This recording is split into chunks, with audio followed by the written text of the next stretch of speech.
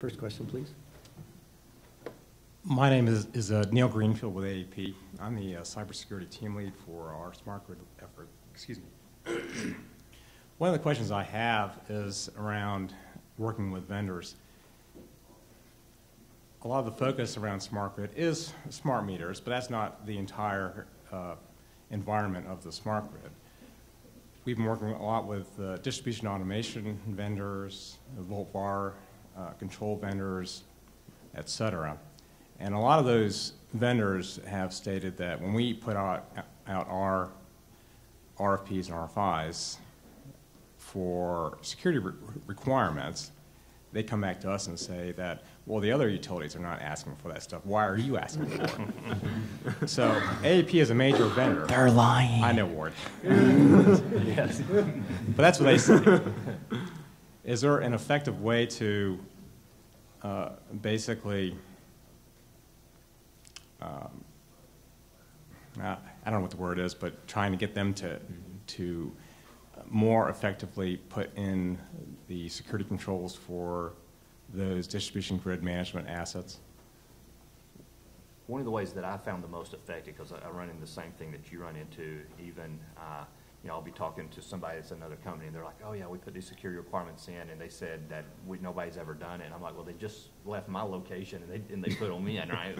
So I don't know how that happened. But one of the things I think has been effective is user groups, is the vendor user groups, and that's what I've tried to leverage in the past, and it's been the most effective of getting together the users of that vendor and enforce or integrate those requirements back in, because they're customers that are existing, and they tend to listen to the user groups more than they do prospective customers. Neil, it's a great question. I actually hear it from my members. They'll send out an RFP, and the first response is, well, dang, nobody has ever asked us that before. With all due respect, with all due respect, I mean that's frankly not true, and that's where is perhaps the beginning of what I call a kind of an adult conversation between the utility that's on an acquisition and the list of vendors to say, listen, no, we really appreciate your initial response, but we're serious. Now, at such time as you want to engage with us, then let's start talking about a grown-up set of requirements. Now, honestly, part of that is also back on the utility, because it was said earlier, if the utility says, oh, I've got this awesome 500-page thing, I actually haven't read it my own self, and I'm going to send it to the vendor and said, yeah, I'd like 3 of those and make them shiny. That really is not. That's not a list of requirements. That is actionable. So both parties have to be a little bit honest with each other and grown up about what are their walkaways, must-haves, nice-to-haves. What are the price points for these different levels of functionality that are requirements? I do want to add, Neil, and I'll try to be brief, I promise. One of the big things we're seeing, and as a change, and definitely historically for the last couple of years as we bring in all these different solutions, is we've had to have a long list of requirements, and we're getting that same conversation happening again and again of, I don't know if we can meet that, that's a lot, and really what needs to be strived for is shortening that list of requirements and having expectations of control, and having a vendor come in, and this is what we're moving towards, is we go to the vendor and say, okay, demonstrate your infrastructure.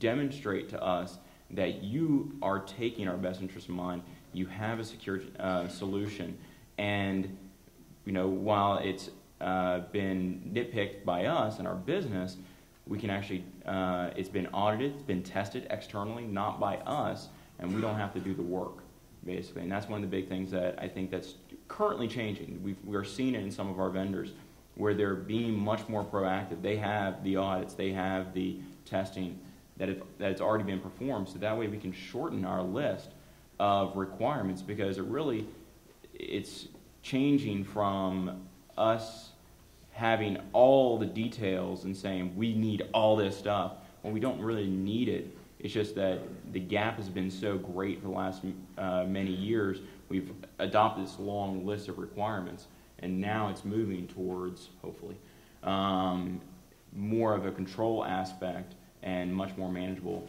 going forward, so we can shrink it down. Okay, thanks. Okay, next question. Hey, I'm not. Can you hear me? Yeah. I have to bend down. Diane Ashley with Lockheed Martin. In the last session, there was discussion of the GAO report. I know one of the findings in that report talked about the need for information sharing across the industry. I was actually going to mention Neil, so he beat me to the punch coming up to the microphone. But we've been working with AEP and a number of you all or your companies in bringing together kind of a NESCO too, I know they're here, threat and information sharing across some utilities. I think it's been successful. I think it's a good idea, but there's so much more I think that could be done in the industry. And I'm curious from the utility perspective, what's the appetite for trying to get that sharing with your brethren in the industry? Besides coming to events like this, is there an appetite for that right now, or is it more of just lip service at this time? I don't know. What are your thoughts? I think fundamentally one of the major challenges here is what I'll call, again, it's a culture issue, because some folks sort of think of their grandmother's or their grandfather's utility, and folks may be blissfully ignorant of actual grown-up serious risks that face them, because they say, well, who would want to attack us in Podunk? You'd say, well, actually I can think of several nation states, and I can think of perhaps even more state-sponsored actors who would be delighted to really wreck your day. So I think the opportunity is we need to, the utilities who have had the opportunity and who have been engaged with you and other information forums, our opportunity is to reach out to maybe our neighbors, our neighboring utilities who we don't see at places like this, who are not involved in information sharing groups, and say, listen, there is some information that perhaps would help you. The other part of it is I think this public-private partnership thing, and continuing to make additional progress in providing for exchange of classified information. And I'm not saying that's the be-all end-all, because it's not.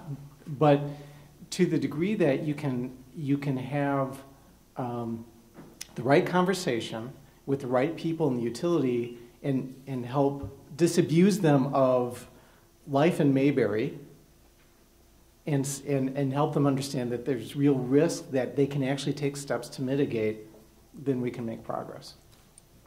Yeah, I think it's critical to our survival. If we don't figure out how to do it, we'll find somebody else that does. And I'm talking, to all the leaders of the organizations, regardless if it's security or it's business leaders. If we don't find out how to do it, like I said, they'll find somebody else that does. If you look at our adversaries, the reason they're so effective is they share information very well. They outpace us at it. We're not good at it, and it's going to be to our detriment if we don't figure out how to do it. You hear some things. Well, we're competitors. We've got shareholders we have to satisfy, and I don't want to share that information because it might give somebody a competitive edge. Our number one concern is critical infrastructure protection. It doesn't matter if we don't do that, we won't have an economy to protect. So we're going to have to realize that our rules are a little bit different than other companies that aren't critical infrastructure protection companies. So definitely something we still struggle with, and I think there's no easier answer for it, but we have to figure it out, or we won't survive.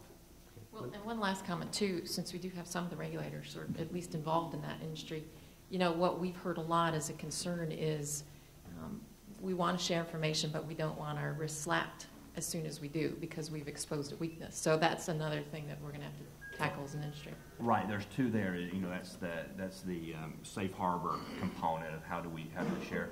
You know, we went to more of a compliance world versus a security world, which I think is bad. We need to get back to security as our focus, not compliance. Compliance is a byproduct of security. The other one is the military. I come from DoD. Military has done really good at identifying what type of information is needed for the warfighter and how to get that information to the warfighter. The industry right now, this goes back, we talked a minute ago, you know, we're talking that it's both sides from a vendor standpoint, that the utility also has to come to the table. Same thing here. We need to figure out how to get our needs back into the intel sector so they can develop an intel product for us. The industry going to them and saying, oh, you need to tell us everything, and we need to know this, and we need to know that. They're not going to do that. And I don't blame them for doing that because there's a need to know. So we need to figure out how to profile our industry to get those inputs back in so we can get the data out of the intel sectors versus just saying, well, you're not sharing everything with us. So.